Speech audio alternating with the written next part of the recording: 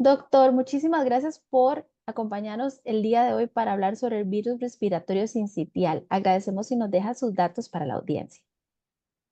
Hola, muchísimas gracias por la invitación. Mi nombre es Marcel Marcano, yo soy médico microbiólogo y actualmente tengo la posición de líder médico para medicina interna y vacunas en laboratorio Pfizer.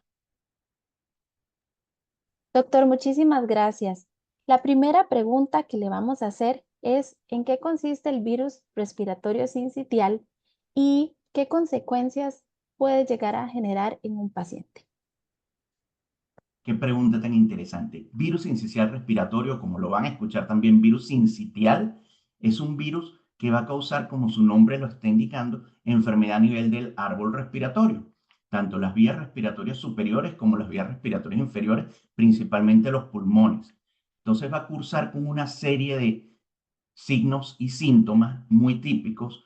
Va a tener características clínicas como la tos, por ejemplo, va a tener características importantes como la dificultad respiratoria, va a tener una característica que es una enfermedad que van a escuchar muchísimo y la van a encontrar tanto en la prensa como a nivel de lo que son las redes sociales, que es la llamada bronquiolitis, que es una enfermedad respiratoria que afecta esas partes más pequeñitas del pulmón, las llamadas vías aéreas pequeñas, que son los bronquiolos, y que produce en los niños chiquitos mucha dificultad respiratoria.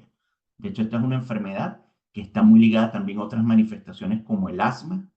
Y entonces, para los que no saben qué es el asma es la enfermedad del árbol respiratorio donde hay dificultad para que entre el aire.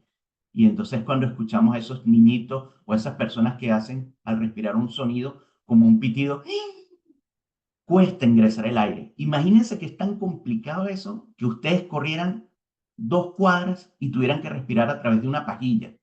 Así siente un asmático esa dificultad para respirar.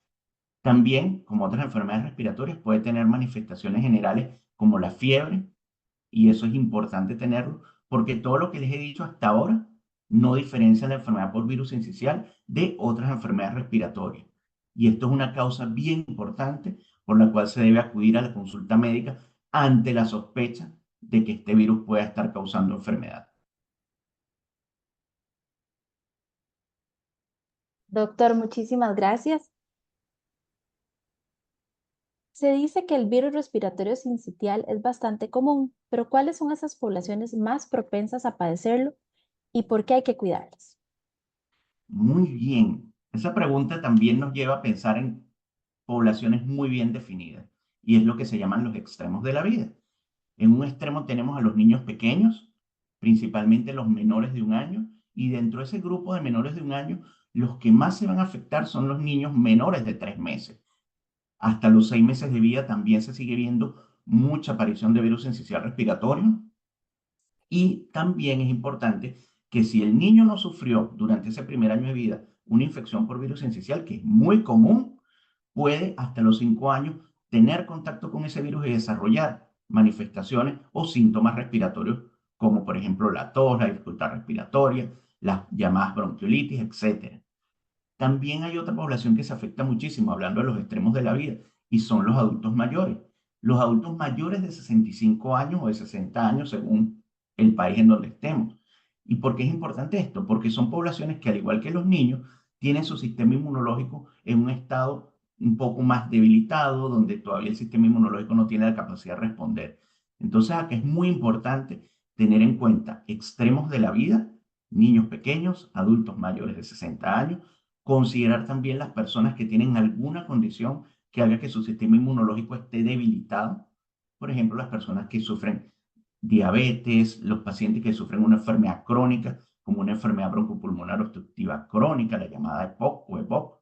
Los pacientes que tienen alguna enfermedad maligna, una tumoración, un cáncer, pacientes que están recibiendo tratamientos específicos con sustancias que van a alterar su respuesta inmunológica, como los llamados inmunosupresores o esteroides. Entonces es muy importante considerar que estos pacientes, aunque no estén en esos extremos de la vida, ni muy chiquitos ni muy grandes, pueden tener un riesgo aumentado de adquirir la infección por virus sincicial respiratorio. Doctor, ¿qué tanto impacta este virus a nuestra región y al mundo? Este es un virus cosmopolita, es un virus que está alrededor de todo el globo. es un virus que le gustan los climas fríos, donde hay 4 estaciones. En nuestra región le gusta mucho el clima lluvioso. En la época lluviosa, pico de infecciones respiratorias. Entonces, ahí el virus incisional aumenta. En el mundo se dice que tenemos aproximadamente 65 millones de infecciones por año, de las cuales 160 a 170 mil personas van a fallecer como consecuencia directa de la infección, pero también hay que pensar en que deja secuelas por ese daño que puede producir en los pulmones. Entonces, esto es importante considerar. En nuestra región, específicamente en Latinoamérica, se dice que hay aproximadamente 30 a 33 millones de infecciones por año. Recuerden, infección, niños menores de 1 año, menores de 5 años, adultos mayores de 60 años, personas con alguna afección de su sistema inmunológico. Entonces, es un virus que se va a estar aumentando su circulación, su transmisión en las épocas lluviosas. Doctor, ¿de qué manera se transmite el virus respiratorio sincitial? Este virus, al igual que todos los virus respiratorios, tiene una característica muy fácil para su transmisión, que es a través de las gotículas de secreciones. Llamémosla la saliva, llamémosla la mucosidad. ¿Okay? Estas gotitas microscópicas que nosotros no vemos cada vez que hablamos, tosemos, estornudamos, van a diseminarse y ello puede contener partículas del virus. Este virus que está viajando en esas gotitas va a llegar de una persona enferma a una persona sana. Y tiene una característica bien importante.